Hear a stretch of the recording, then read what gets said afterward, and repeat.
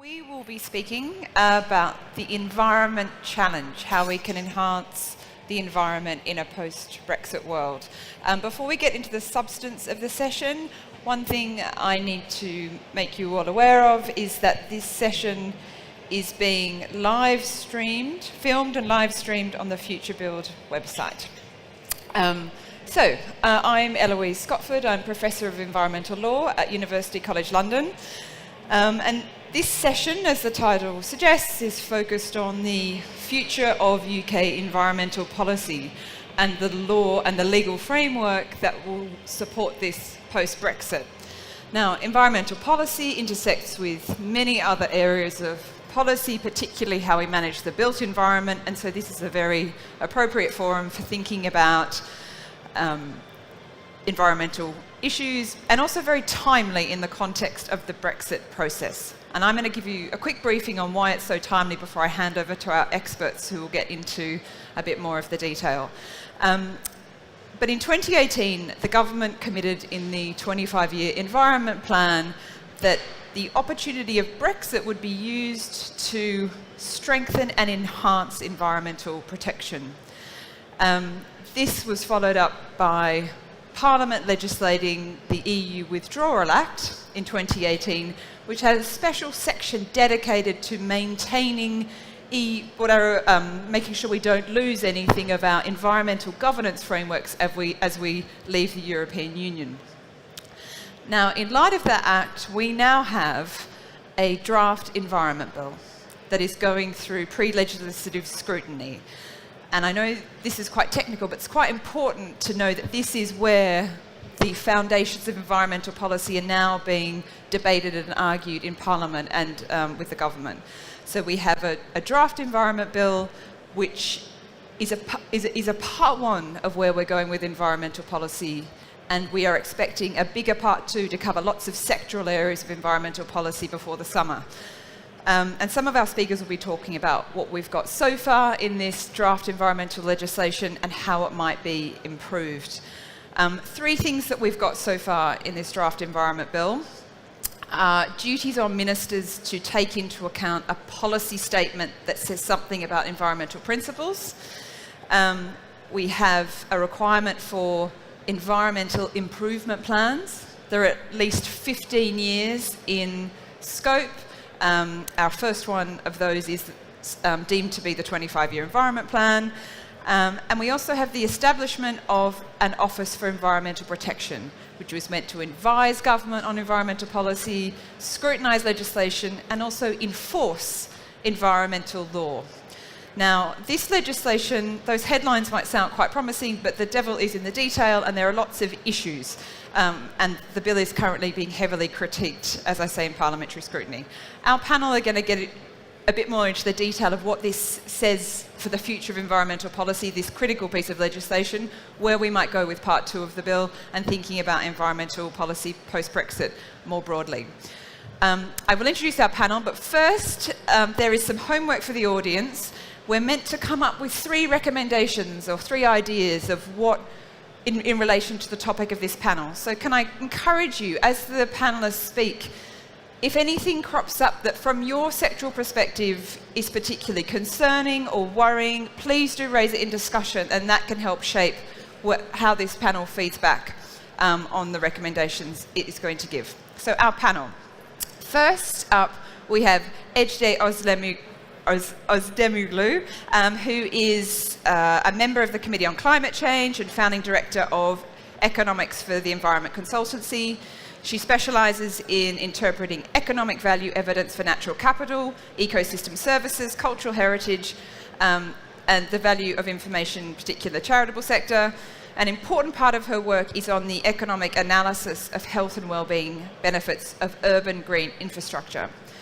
Then we have Maddy Thimont-Jack, who's a researcher from the Institute for Government. She joined the Institution for Government in April 2017, working on devolution. As part of the Brexit team, she's continued to work on the implications of Brexit for devolution, and she's the lead author of a very timely publication from the Institute on devolution after Brexit, managing the environment, agriculture and fisheries. Then we have Martin Baxter. Some of you may have just recently heard Martin speaking, but he is the Chief Policy Advisor at the Institute of Environmental Management and Assessment. He works in the UK and internationally to support the transition to a low-carbon, resource-efficient and sustainable economy. He leads IEMA's policy and external engagement activity with government and business. He's also head of the UK delegation for the International Organisation for Standardisation on Environmental Management. And then finally, we have Alastair Chisholm, who is the Director of Policy at the Chartered Institution of Water and Environmental Management. He's responsible for translating CIWEM's member expertise into technical and policy advice for decision makers at all levels, and he has extensive experience across the full range of environmental issues. Without further ado, I hand over to our first speaker, Ejie.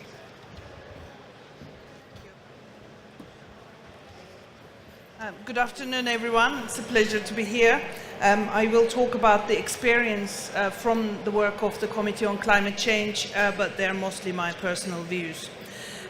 Climate Change Act and Committee on Climate Change, both mitigation and adaptation committees, are frequently mentioned in the discussions of Environment Bill and the structure of Office of Environmental Protection.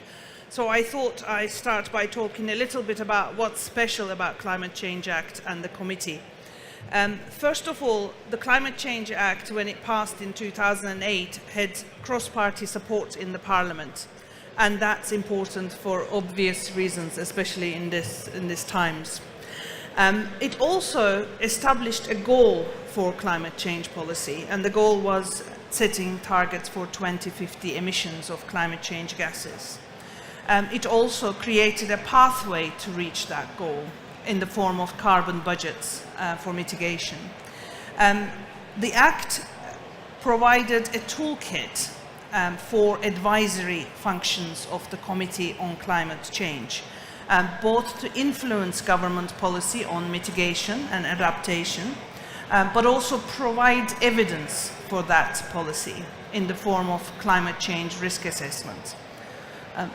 Finally, the Act provided a monitoring network for scrutiny role, and the National Adaptation Plan, Adaptation Progress Report from the committee, and looking at whether we have plans in each sector to deal with climate change, whether actions are taking place according to those plans, both for public and private sector actors, and whether regardless of those plans and actions, our vulnerability to climate change risks is being reduced. So these four things are, I think, very important to a successful legal instrument. Goals, pathways, a toolkit for advisory, and allowance for a monitoring network. And Committee on Climate Change is an independent committee. Therefore, it has the power to report to the Parliament about the progress that both central government and agencies of the government, and also, to a certain extent, what's happening in the private sector. But the committee doesn't have an enforcement power, and I think that's very important to remember in discussions of the Environment Bill. The second point I wanted to make about some observations about the Environment Bill itself. It's very welcome that there will be principles of environmental management and policy included in the legal text. There was debate about that at the beginning. But principles are not enough. The goals need to be there, and the ways to set targets to achieve those goals. Advice and powerful metrics to measure progress against those targets are also equally important. Again, 25-year environment plan was very eagerly waited by loads of us, and it has goals that we can all agree and stand by, but we're not fully equipped in measuring how well we're going to do towards achieving those goals. No one would disagree with clean air and clean water are good things for us, but how much clean is what we want to achieve, and how we are going to get there, who's going to deliver clean air, clean water, who's going to pay, I am an economist, who's going to pay for that, and who's going to benefit from clean air and water. These things can't be entirely left to individual governments' policies or individual sectors' own initiatives. I believe from talking to businesses that they do prefer regulation and policy that creates security, long-term security, long-term certainty, so that you can go on create innovations. The final point that I want to make is a few points about the Office of Environmental Protection. It's very important that we stick to separation of duties, I think, and never forget that why the office needs to be created, or why the bill needs to be issued, because we're trying to cover gaps after Brexit, and the biggest gap is on enforcement and scrutiny.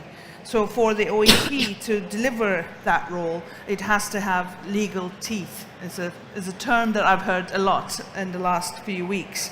It has to do the job that the Commission, the European Parliament, and to a larger extent the Court of Justice, European Court of Justice, has done so far. It needs to be independent as well, and it seems that, I'm not a lawyer, but I read that a lot seems to be left to the Secretary of State and judicial review process, which is costly and not very accessible to everybody. So I think that we need to be very careful about that. Finally, I think the OEP and Environment Bill can indeed be very good opportunities for us to break policy silos.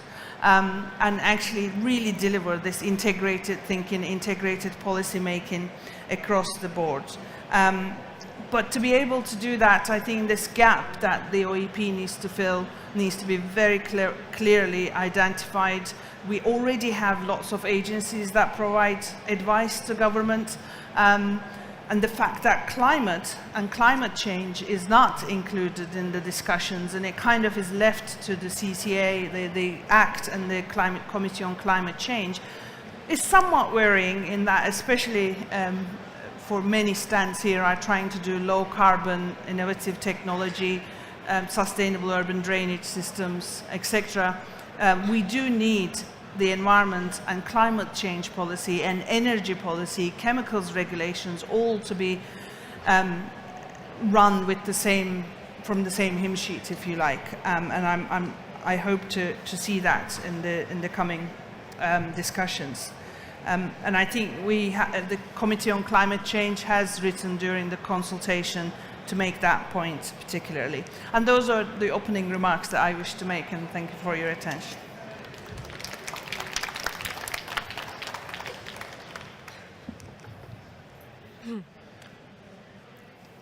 Hello everyone, thank you for coming here to listen to us talk about this today. I want to just start with a bit of context of where I'm coming from, because I expect many of you will not be familiar with the Institute for Government, which is the think tank which I'm here representing. So we are non-partisan, so we are not politically aligned. Our aim is to try and make the government more effective, and to do this we look at the processes of government rather than the policies themselves, so the how of government rather than the what. And sort of with this in mind, I will sort of make some remarks on this question. There are two things that I really want to talk about. The first is something that I think can often get overlooked in discussions about the environment after Brexit, and that is the devolution aspect of this. There are, we have a government in Wales, Scotland, and, we're meant to have a government in Northern Ireland, even if there isn't one in place at the moment. And there's quite a big question about how those governments are going to work with the UK government after Brexit in this area. And then the second, I want to talk a little bit more in depth about the government's current proposals for the Office of Environmental Protection. Firstly, I think I want to echo a couple of points already made. Why are we worried about the environment after Brexit? Why are we talking about what a lot of people are calling the governance gap? And this is sort of the key reason is, as many of you will be aware, leaving the EU means leaving EU institutions. The EU currently sets environmental policy for the UK, and the European Commission plays an important oversight role in sort of monitoring member states' compliance with those rules. And when they fail to comply, a member state's government can be referred to the European Court of Justice, the ECJ, and if they don't then comply with a judgment on their failure to comply with the rule in the first place, then they can ultimately be fined. And this is the sort of gap, this is the governance we are losing by leaving the EU. We don't have the teeth, as has already been talked about. It's a particular concern for the environment because some of the analysis that we've done has shown that while the UK is a generally compliant member state of the EU, nearly half of EC judgments that are handed down to the UK between 2003 and 2016 related to the environment. So it really is a big issue in this field. So that's sort of why I think it's really important that we are talking about this. In terms of the sort of devolution aspect, as I said, environment, it's a cross-border issue.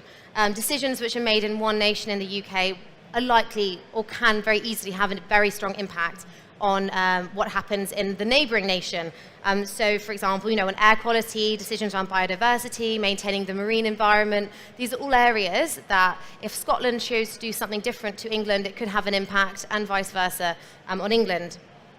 What the governments of the UK have so far agreed is that once we leave the EU and this common EU framework, which prevents a sort of significant divergence in these policy areas after we leave, that they will, sort of as the powers for running these policies return to Westminster, to Holyrood, to Cardiff and to Stormont, they will agree to establish some common frameworks across the UK to ensure there are sort of levels of collaboration on policy areas. And the environment is going to be one of these areas that they are agreeing to work on.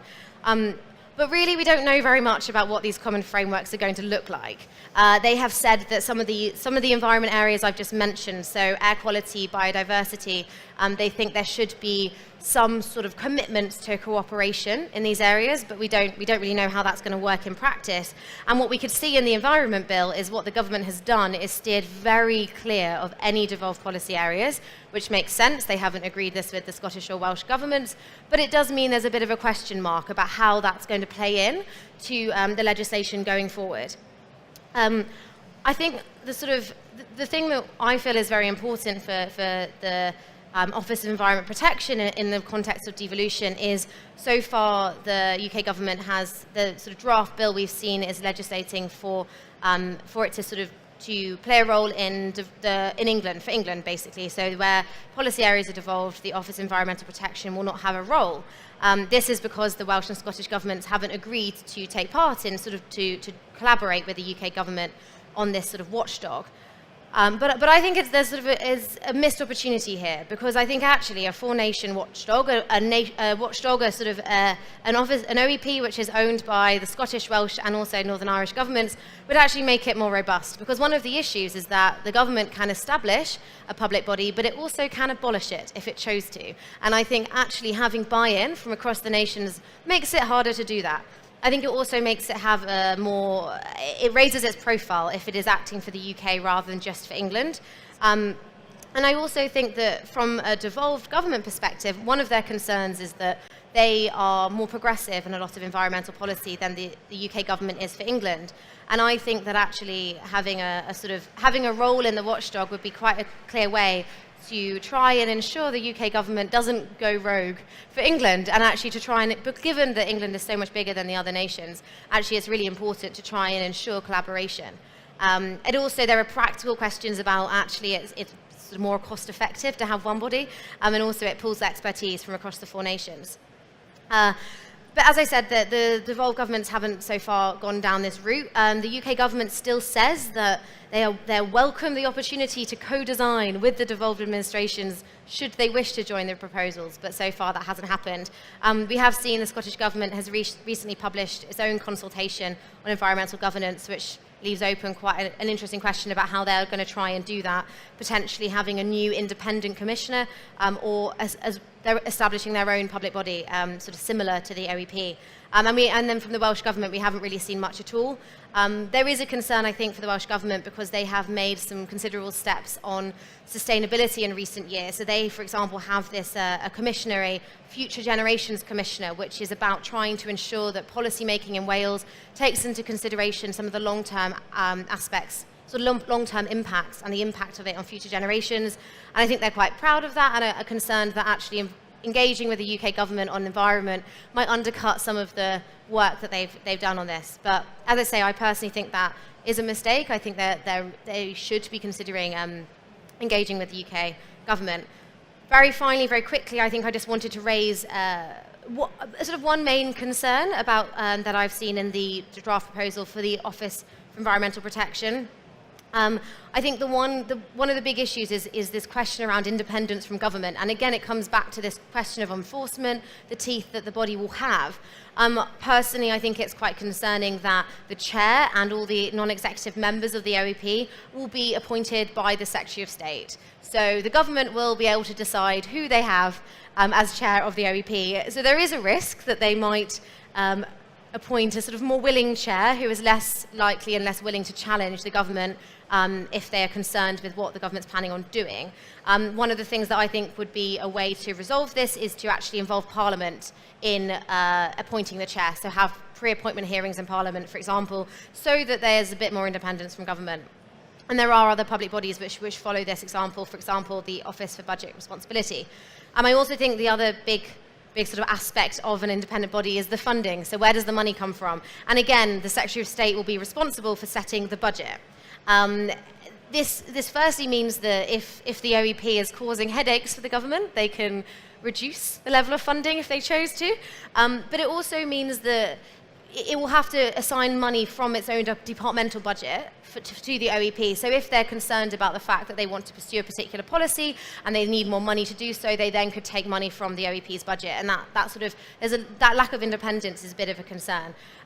One of the things that we've recommended before, and this is again the role of Parliament, is that actually making the body accountable to Parliament and funded by Parliament would be a way to ring fence that money, but also it would be a way to ensure that independence from government.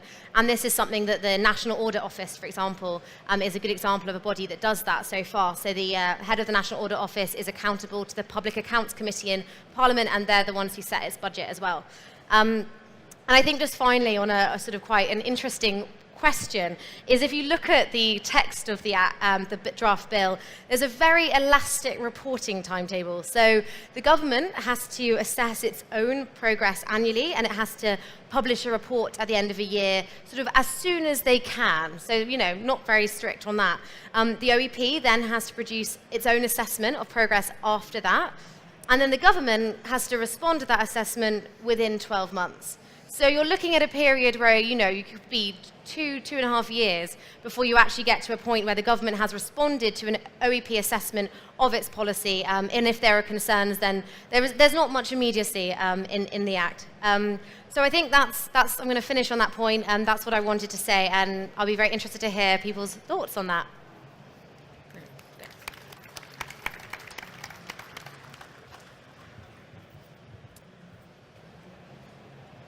Okay, well, good afternoon, everybody. Martin Baxter, Chief Policy Advisor.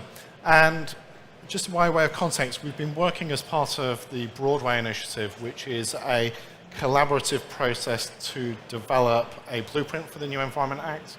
And some of what I've got to say today is kind of rooted in that, so you can find that on the IEMA website. The title of this session is the Environment Challenge, and it's undoubtedly the case that we have a challenge. But I don't think we should only focus on the challenge, because I think there's a significant opportunity. So I do want to give maybe some hope, but also a road to where we might be able to develop a much more positive future, where we are tackling our environmental challenges in a much more holistic way, and one which can develop a more positive outcomes, not just halting the decline of the environment, but actually starting to restore it and give us the type of environment that we want. It's undoubtedly the case that we have had 45 years of environmental policy and law from the EU. I think estimates are about 80% of UK environmental law and regulation is rooted in the European Union and our participation in that. In some respects, the UK has actually played an important part in helping to shape some of that, and I'm sure there are plenty of examples where the UK has been kind of a brake on some of the progress that could have been made. For my own role, I've been involved in some European environmental policy development and regulation development, and I've seen how, where you start with a very focused kind of view of what needs to go in a particular regulation, when you have 28 member states throwing in their own ideas, then that regulation loses focus and becomes maybe a little bit flabby and doesn't deliver in quite the way you might have imagined. So I've seen it in both ways. I'm sure that Alastair will probably mention things around water quality, and tackling urban wastewater has been one of the big successes of the UK as part of the EU. But I don't think we should forget that we stand here in the UK today where 40,000 people will die prematurely from poor air quality. We have declining levels of biodiversity. We have only 14% of our natural surface waters in England at good or high ecological status. We have a plastics crisis. So the notion that we should spend all of our time trying to fix the environmental governance gap and in effect recreate the status quo as we leave the EU, to me doesn't seem the right starting point for where we need to be. And I think it's in that context that we need to look about how we're going to develop this future that we want. Now, we are in a short-term kind of political crisis in that we don't actually know what's going to be happening in the next week or next 2 weeks. So we're currently scheduled to leave the EU by the end of March, and for my sins I sat on the regulatory sounding board in DEFRA, which has been giving pre-parliamentary scrutiny, or sifting, I think is the right word, of over 100 statutory instruments in the last couple of months, which are trying to recreate all the laws and regulations through the Withdrawal Act so that we have a fully functioning statutes book by the time if we crash out in the next couple of weeks. That's been daunting and draining, and it is totally suboptimal and kind of a real pain in the neck, to be honest. And it will not be easy if we do leave in that timescale. So we have a short-term challenge in just knowing what's going to happen in the next few weeks. We also have an opportunity because the withdrawal agreement does provide quite a lot of interesting areas for the environment. So we have things like non-regression, level playing field. We have the independent role of, or an independent body to ensure and enforce environmental law, which is quite useful. Environment is currently written into some parts of the political declaration about what our future relationship might be with regards to trade. So there are some useful hooks on which to develop our future in terms of environment. I think from our perspective, we see the forthcoming Environment Act as in effect being the start of the UK's environmental constitution.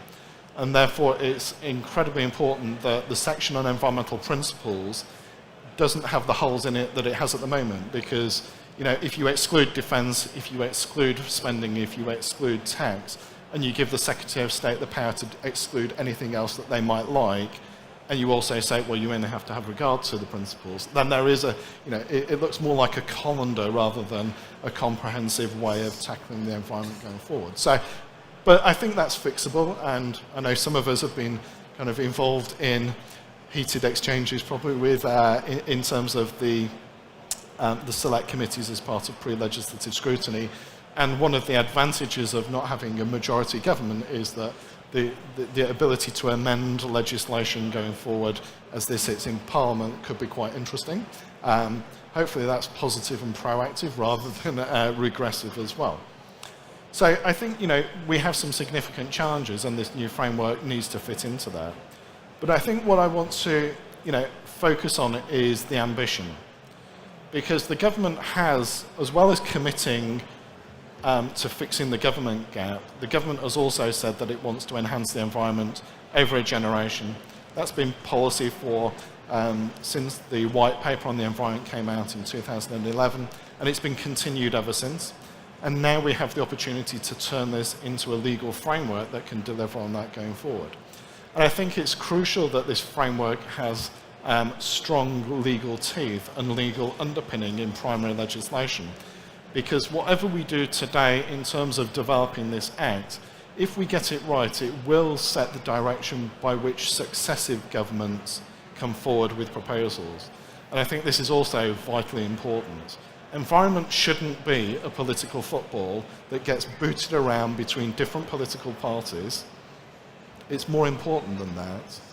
And therefore what we need is a durable system of environmental governance which is predictable for private and public sector investment, and that we don't end up kicking, heading off in one direction and then a change of government or a change in minister within the same government takes us in a different direction and means that the investments that have been made are suboptimal. So some of the work that we've done, and we'll be producing a report shortly on what this future framework could look like, was underpinned by some survey work that we did, and there's a high expectation that this framework will produce what we need in terms of this long-term governance framework. Government has committed to exploring options for setting a framework for long-term targets for the environment through the bill. And I think this gives us a glimmer of hope as to what, and a vision of what could come forward.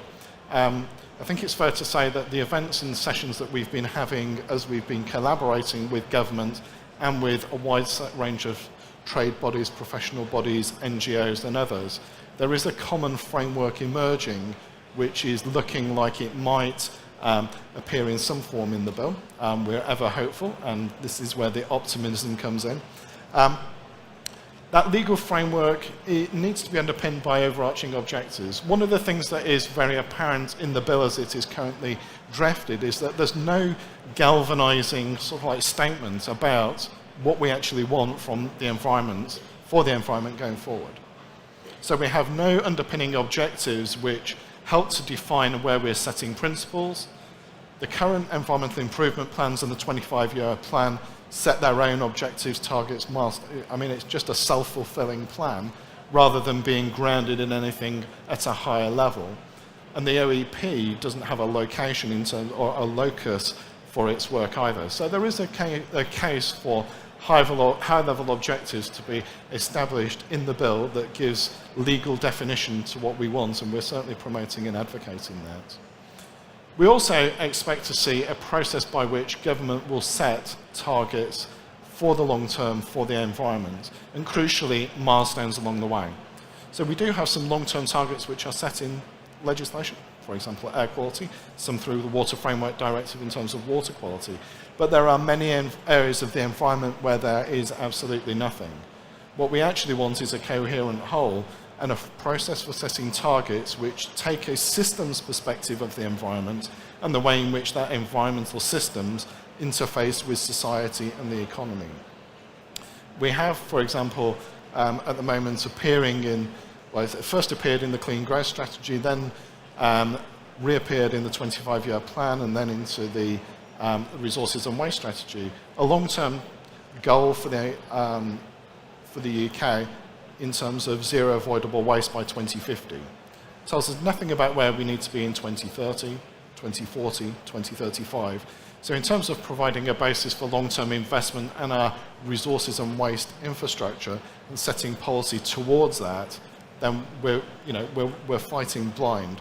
So this process of setting these long-term targets needs to be something that has a lot of thought gone into them about what those targets will be. They need to be politically durable, so we don't want different political parties ripping up targets from a previous government. So we have to work on that cross-party consensus to establish them.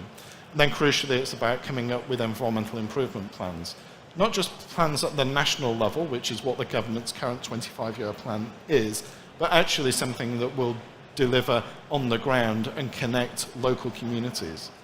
Because unlike climate change, where we can set broad policies and it doesn't really matter where you emit your greenhouse gas emissions from, they contribute to the big problem of climate change. Actually, much of the natural environment and natural capital is at local levels. And it's important, therefore, that, and if we look at air quality, it's, it's location-based. Now, I spend a lot of time in London, and air quality is something that I really kind of notice, and particularly when it's poor.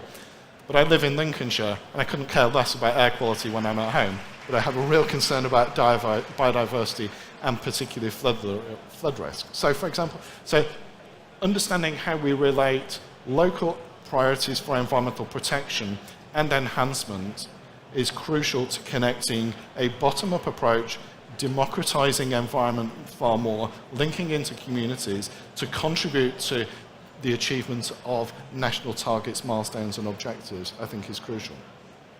We can only do this if we have proper participative processes. Glad I got that one out. Because we all have a stake in the environment and we all have a contribution to make to delivering a better environment. So it's really good to see some of the rights or principles in the draft bill in terms of access to justice, access for information, etc. And we can all demand a high quality environment. But with that kind of expectation that we have an environment that is really healthy and fully functioning and is going to support communities, we have a contribution that we have to make. And so having proper participative processes to define what those outcomes are is crucial. Then the third point is scrutiny and advice. Ultimately, this system of governance for the UK's environment has to be underpinned by trust. And if we're going to have certainty for long-term investment, and there are billions of pounds spent every year on environment, common agricultural policy, £3.2 billion a year, some of that could have far greater contributions to enhancing our environment than we currently have at the moment. So there is money in the system from the private sector which can be used to support better environment, but it needs to be properly targeted, and that whole system of setting long-term targets and monitoring process needs to be underpinned by independent advice. So I think from our perspective this is a real opportunity. The challenges that we face are great. It's only by collaborating that we're going to be able to fix them, and I think this framework and this new Act is the perfect place to start. Thank you very much.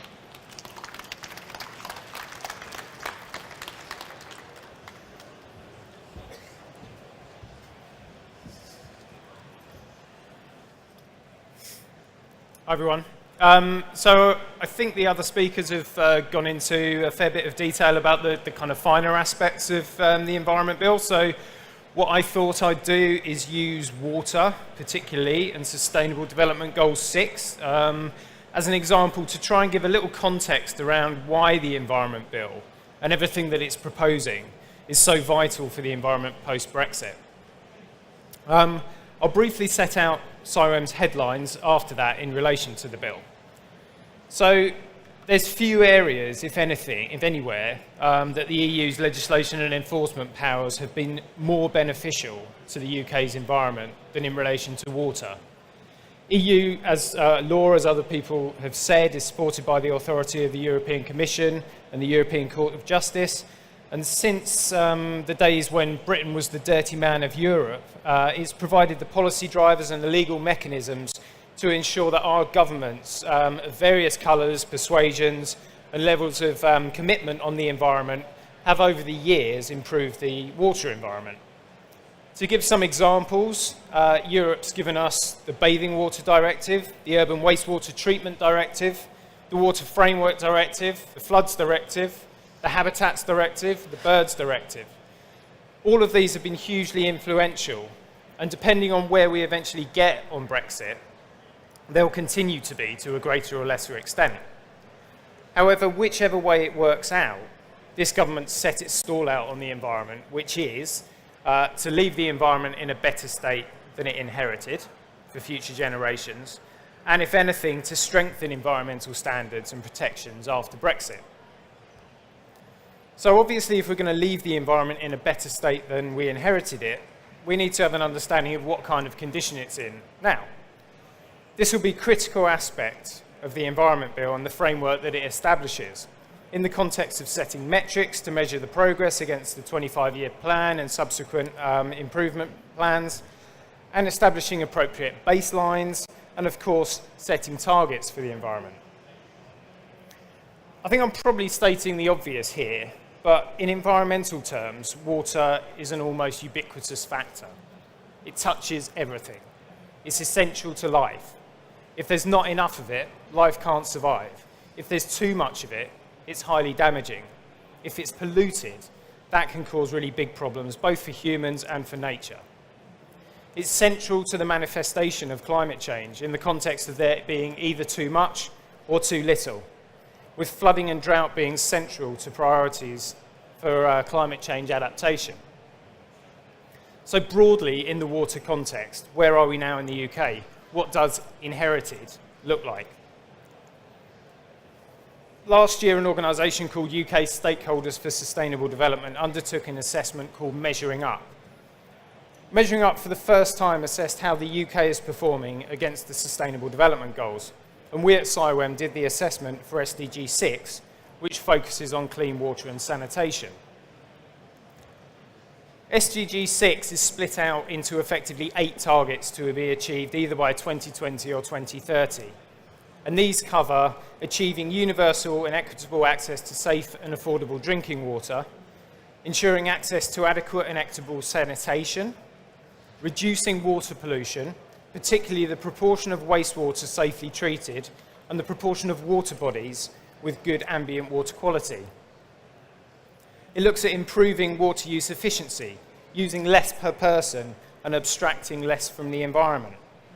And it looks at improving integrated water resources management, planning more effectively, sharing resources more so that they can be used readily when and where they're needed most. And it also looks at protecting and restoring our water-related ecosystems. And finally, in the UK setting, improving community engagement with water management. So what do we find? Well, firstly, water supplies and sanitation provision scores highly. And that's probably unsurprising given the UK's rich heritage in this area. But on both fronts, there's consistently high provision for around 99% of the population. And likewise, on standards of wastewater treatment, that's really good. We're up there with the rest of the world leaders. But from here on, things start getting a little bit more mixed. We still have a lot of combined sewer overflows which discharge more than is really desirable, and there are still too many pollution incidents occurring in our rivers, unintended spills and discharges by industry, including by the water industry. Urban and agricultural diffuse pollution remains a big challenge and is a major cause of Framework Directive failings, with eutrophication a significant problem and the number of water bodies at good or better status depressingly low. Only 14% of English rivers are achieving this status, and only 18.4% of our river SSSIs and half of standing waters are in favourable condition. 53% of freshwater species are in decline, with 13% threatened with extinction in Britain. Water efficiency is insufficient, with per capita consumption averaging around 141 litres per person per day, when we should really be aiming for nearer 100 litres per day. And leakage is too high, with around 20% of highly treated potable water put into supply being lost due to leakage.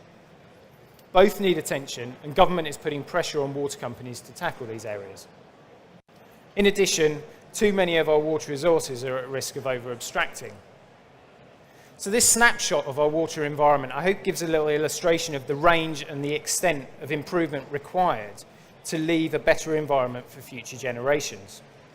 Population, development, agriculture and climate change all place significant pressure on the water environment. These pressures will, if anything, grow over the coming decades. And most of the challenges I've highlighted are complex, requiring a range of actions by a number of different parties. Achieving significant progress of the kind the government is pledging will require strong targets and action plans delivered across government, not just by DEFRA and its agencies, and backed up by the threat of enforcement. Which brings me on nicely to our headlines on the bill. Now, as others have said, this bill represents the kind of opportunity to put in place a comprehensive framework for environmental improvement, which comes around really very rarely. And from our perspective, in principle, the bill proposes some very welcome things.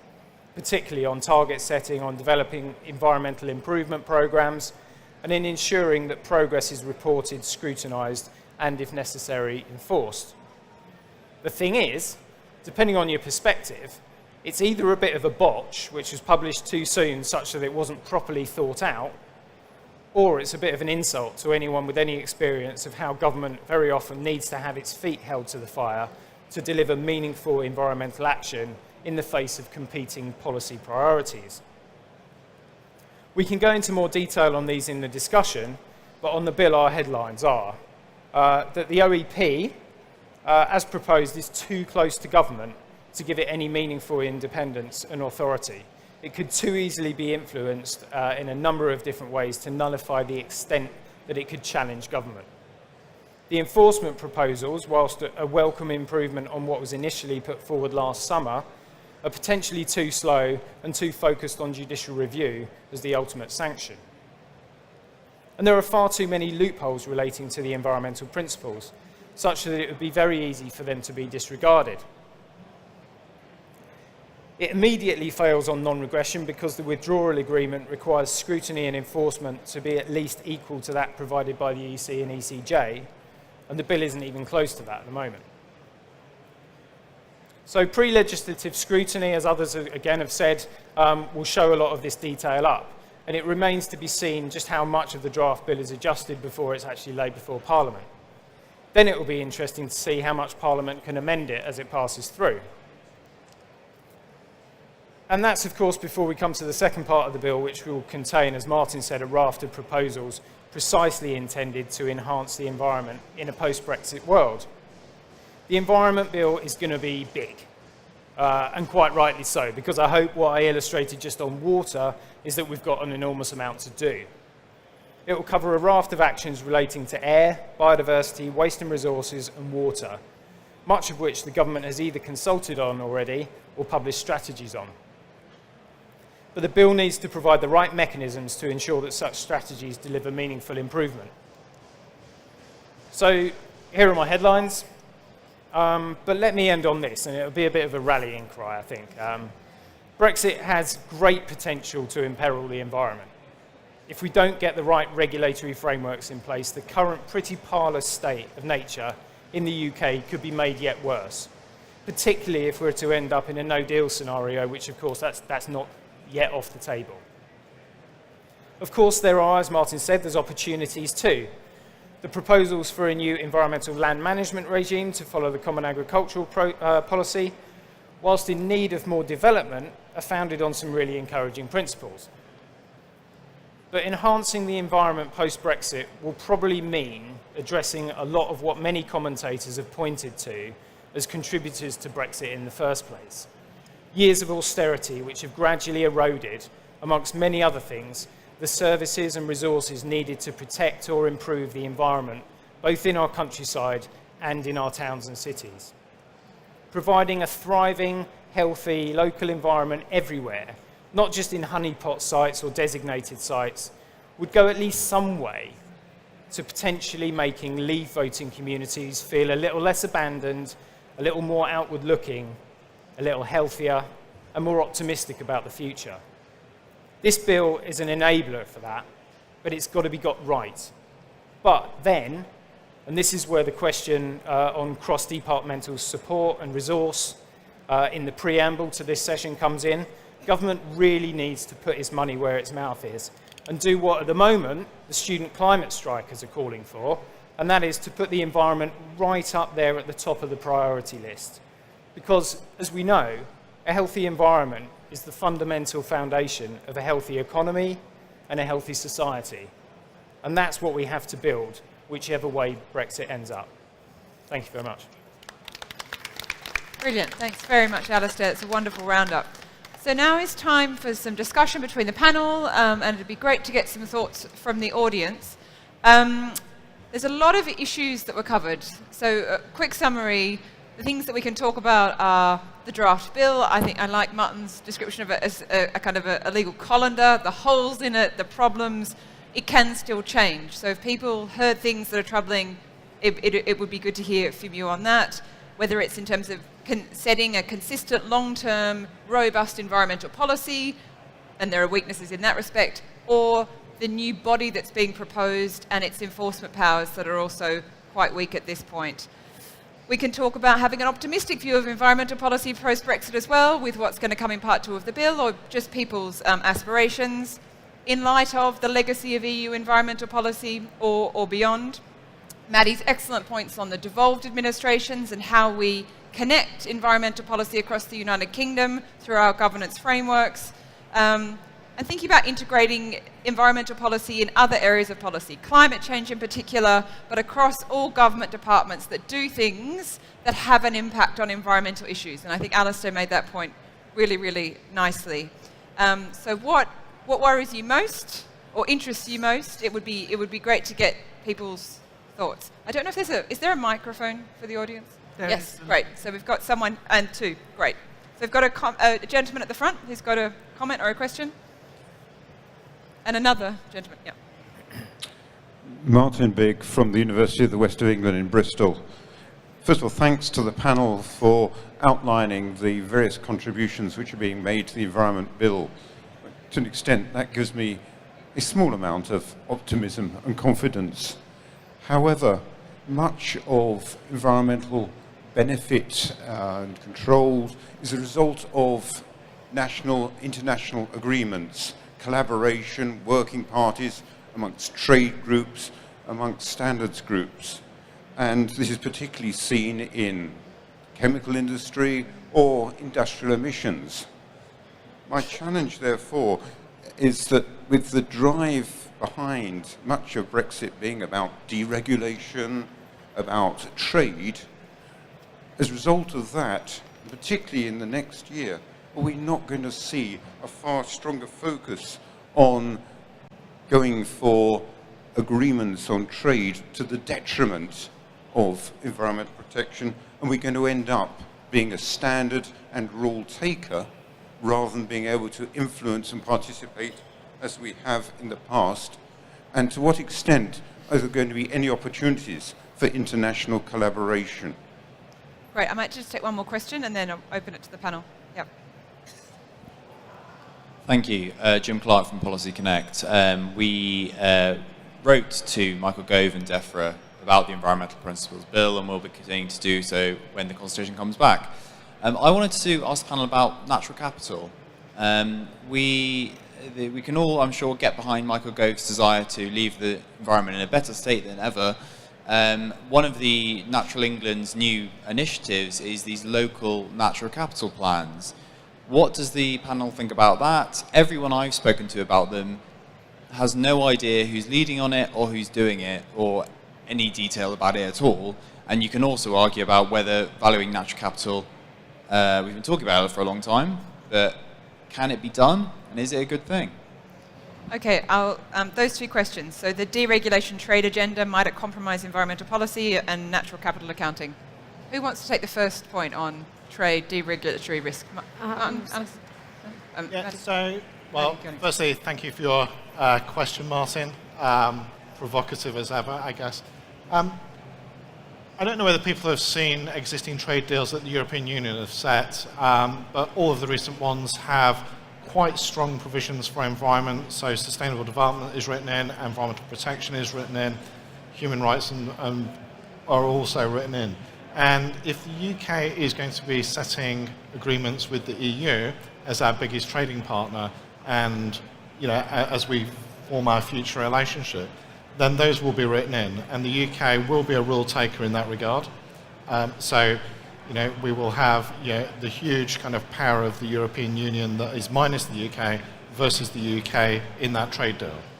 So I feel fairly confident that that trade deal will put quite significant obligations on the UK with regards to level playing field, non-regression, potentially even some areas of what I think the phrase is dynamic alignment. So we'll see how that comes forward. So, and if that's in our biggest trade deal, then it effectively prevents you having a trade deal with somebody else that just kind of undermines everything, because we will be in a system that is kind of set within the parameters of the EU trade deal. So my sense would be that that's a starting point. I would also point out that all the international agreements that the UK is a part of, so whether it's the Bern, the Bonn, the Montreal Protocol, all of those, the UK is still both a signatory to those international agreements and will continue to engage in them. And I think the UK, my sense is that the UK would like to continue to push its role in international agreements as a way of demonstrating that it's not leaving the kind of the rest of the world and go for a race to the bottom. The UK had an important role in the Paris Climate Change Agreement and arguably pushed the rest of the EU and the rest of the world. I think we influenced, or we co-wrote, I think 70 countries nationally determined contributions under the climate change agreement for Paris. Not a lot of people know that. We had 100 climate ambassadors deployed around the world, kind of writing content for other countries. So that kind of soft power leadership can still be there. It doesn't have to be eroded. And I think the other really important aspect is the public face of, or the public interest of environment continues to grow. So whether it's school kids coming out of school every Friday on climate change, whether it's the plastic challenge, which is being very well articulated, whether it's people's kind of concerns over air quality, this is being felt in politics, and government is kind of recognising that. I think, Maddy, can I bring you in as well on the trade deal thing? Because I think from the devolved... I think the first thing I was going to say is I think I completely agree with pretty much everything Martin's just said, but I also do think it's quite a fair question, because that's something that I think the government has been quite bad at communicating throughout this Brexit process, is what their actual priorities are for the UK after we leave, and actually the sort of tools at hand within government of making some of the trade-offs that might need to be made going forward in terms of trade negotiations and setting sort of objectives for future trade policy haven't really been made. And you do have a situation where different secretaries of state are saying different things that do conflict. And I do think that has been something, I do think that's a fair question to raise, because I do think the government hasn't been particularly good at that anyway. I think sort of on the devolved perspective, I think that's also going to be very interesting, because trade negotiations is something that's reserved to the UK government, so they go out and conduct trade negotiations, but obviously some of the areas that trade deals are going to touch on, so the environment, but also agriculture, fisheries, those are devolved policy areas. So the UK government has got to figure out a way to actually engage the devolves early on, to actually ensure that their views are reflected in a UK-wide position going into trade deals. And I think that's also something that the UK government very recently put out a paper in response to the House of Lords refusing to progress on the trade bill. So they finally put out a paper saying how they're going to engage Parliament and also the devolved administrations on trade negotiations. I think with the devolved, they've sort of said, yes, we'll talk to you ahead of deals. I think they probably could go a bit further. But yeah, that is something that I think the UK hasn't had to do properly before, and those trade-offs will have to be made. Great. On the natural capital, I think that might be one for you. Yeah, pleasure. Maybe let me start with saying what natural capital is. It may not be a very familiar topic for everyone in the conference. The way I describe it is that it's everything on, in, under, land, water and sea. And I said that before, and someone said, well, don't you mean nature? Why do we need to call it natural capital? It does a couple of things if you call it natural capital, is that it encourages us to focus on the stock of the physical assets that we have. That's water, that's land, that's trees, etc. Whereas most of our decision making, whether it's be in the markets, what we buy and sell, or whether it's in policy, it's on the flows of benefits those stocks give us. What happens when you just focus on the flows of benefits is that you focus on things that you can buy and sell. You focus on crops, you focus on land as a property development potential. You don't necessarily focus on biodiversity that makes those benefits possible, or the amount and quality of water that makes life possible. So it's about focusing on the stocks. But when you think about the stocks, you also immediately think about, well, what are the trends for future? What's happening to the stock of environment I have? Maybe because of climate change, or maybe because of the pressures the economic activity is put on those stocks. So you immediately start making slightly different decisions about that invest now for outcomes in the future. Sorry, I keep hearing some other things in my ear, but and the trouble that we have is that most of the benefits and most of the qualities of the natural capital stock is invisible to the way that we're making decisions. And that's where valuation comes in. I think when you say valuation, I work on valuation that uses money as a metric as an economist, but it's not the only way we value nature, and we should include that in decisions, of course. But lots of decisions are made on financial returns and financial costs. And if you try and make environmental investment or policy decisions on financial grounds only, you end up not protecting things and not cleaning things. And we do valuation of natural capital is to redress that imbalance and make invisible benefits, hidden benefits, much more visible and more directly comparable to financial cost of investing in the environment. Can you value everything? Of course not.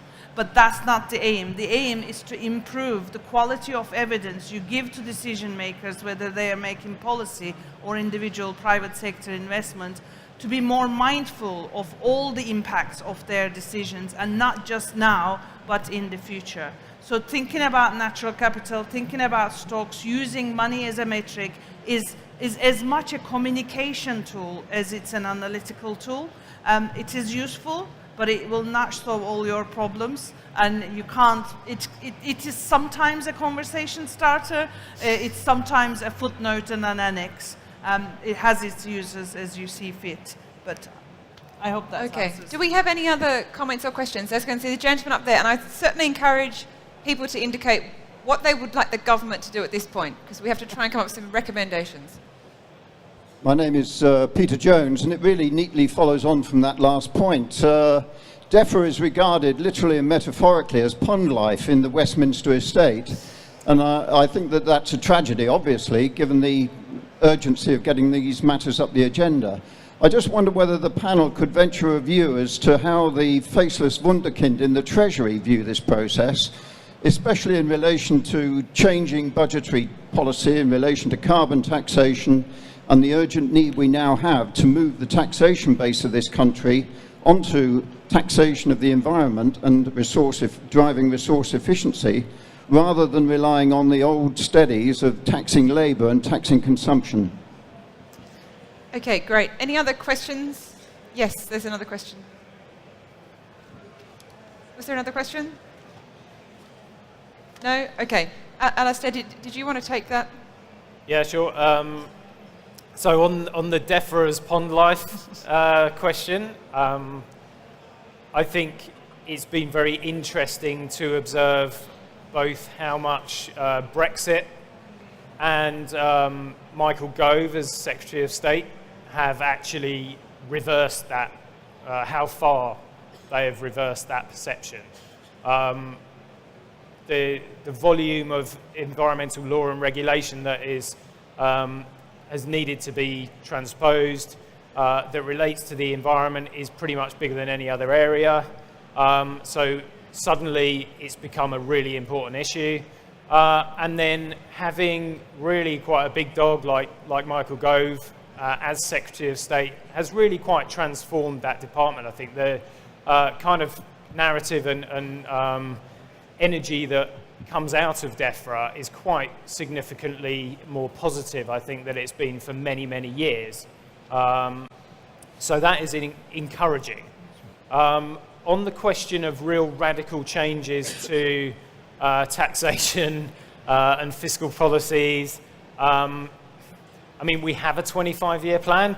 Potentially, the kind of frameworks that have been put in place or will be put in place by the Environment Bill may endure longer than that, and they should, if we get the framework right, where there is a cyclical approach to incremental improvement, they should potentially push in that direction. But my personal feeling is I don't think we're going to see a radical shift. If you look at the kind of waste and resources strategy, I don't think that's at the level of ambition that you're potentially thinking of, Peter, and I don't think that picture will change immediately. Martin, sorry, yep. Yeah, 3 very quick points. I think firstly, we've been having discussions with 10 Downing Street, Treasury, MHCLG about some of the key architecture in the bill, and we're getting very positive feedback because they can see the case for having a predictable framework for investment. And the trade bodies that we're working with who are supporting this, so whether it's Federation of Small Business, CBI, and others, are giving confidence to Treasury that this is kind of something that can actually be delivered and is coherent. I think your broader question, we are a slave to GDP, and GDP is an effective way of measuring the inefficiency in our system rather than how well we're doing. There are longer term investigations, kind of research and activity around different measures on which you develop economic metrics that go beyond GDP, and I think valuing natural capital is kind of an important part of that. The final thing is, though, I think you shouldn't underestimate the change that's taking place in private sector finance. And the work that we're involved in terms of developing standards on sustainable finance, the way in which the financial investment community and owners of capital are understanding the risks that they have from kind of environment and climate change is potentially far more powerful than just tweaking kind of some of the taxation base, important though that is. Ajay, you had... Yeah, I think one way to tackle this is to keep telling people that environment is not an environmental issue, it's an economic issue. It's not nice to have, it's not luxury, and it's certainly, when it comes to accounting, finance, whether it's GDP at national level or local authority or organization, it's not a cost item, it's an investment.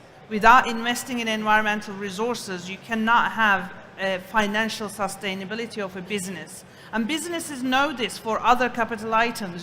They track the depreciation of their desks and machinery. They should be deducting depreciation of their water resources or mineral resources that they depend on.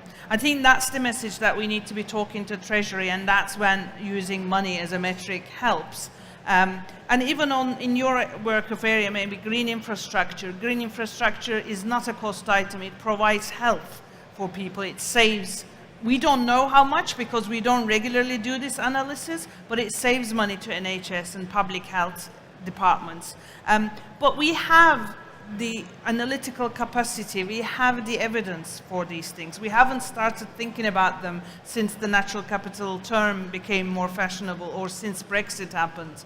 We have enough information both at local and the national level to make the natural capital plans, to make investment cases. We do need to learn about finance more as the environmental community, but we also need to tell finance people that environment is not just about carbon emissions, and it's not that complicated. We do know things. We know enough to take action. We know enough to make investment cases.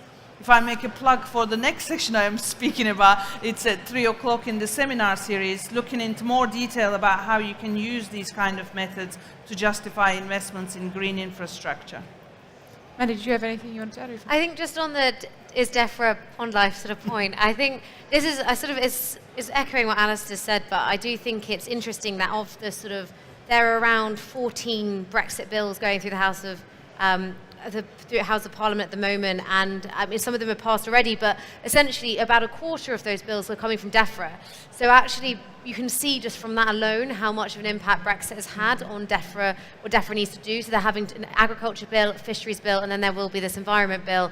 And actually, I do think there is quite a big question about, given previously so much came from the EU, actually going forward, there will have to be a bit of a change of mindset, I think, in Whitehall, actually about how to deal with this. And again, sort of the statutory instruments coming through under the EU Withdrawal Act, DEFRA is tabled by far the most out of all the other departments, because you can just see how much of an impact EU law did have on what they do and how much they'll have to do going forward. Any final burning question? I think we're going to have to wrap up. One more question down here. We have quick fire answers in the last 1 minute that we have. Hi, Lorraine Bell from Clean Growth UK. It's a cheeky question, I suppose. How do we get more than 40 MPs to rock up to the climate change discussions in the Houses of Parliament? Poor Caroline Lucas pitched last week. So Okay. how can you help? You wanted a challenge. That's Great a challenge. question. And one sentence response, or maybe two. 2 sentences. I work for a professional institute that champions high standards of education, but personally, I really support the action that students are taking at the moment. They are the future voters, and a clear demonstration of their concern and their ambition for a cleaner, sustainable, zero carbon planet is absolutely going to achieve that. Martin? Yeah, I would echo that. It's the political imperative that says, if you want me to vote for you, I expect you to be recognising the climate urgency. And if you don't, then you're not worthy of my vote. Maddy? I was going to say something similar. You know, MPs are voted in by the people, so if their constituents care about these issues, then that will influence what MPs then do when they're in Parliament. Yeah, I concur with that. I would look at the MPs, what ticket they've come on, and tell them how impossible or how much costly it would be to achieve that goal if they ignored climate change or other environmental problems. Okay, can everyone please join me in thanking our fabulous panel? Thank you to the audience as well for joining us. Thank you.